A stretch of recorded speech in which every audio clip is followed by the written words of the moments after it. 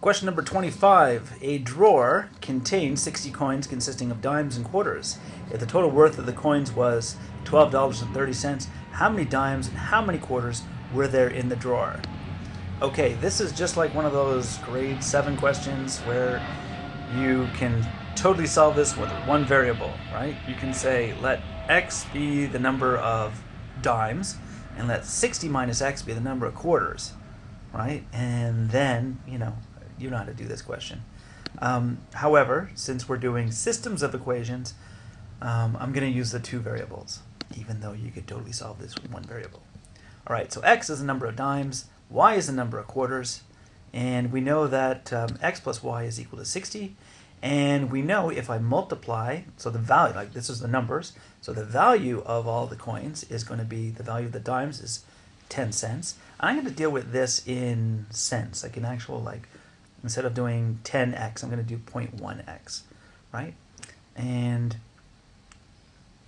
just because I didn't want to use 1,230, I don't know. You could have done that too. In any case, so here's my 10 cents times the number of dimes, and the 25 cents times the number of quarters, right? Like, you know that 3 quarters is going to be 3 times 25 cents is 75 cents, that kind of thing.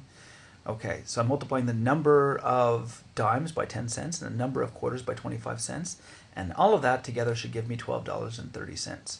Okay, so here's my two equations. And this equation, I'm going to multiply, the top equation, I'm going to multiply by negative 0.1 so that I can add the x's together and get 0. Okay, so I multiply every single term by negative 0.1, so that gives me negative 0.1x minus 0.1y is equal to negative 6.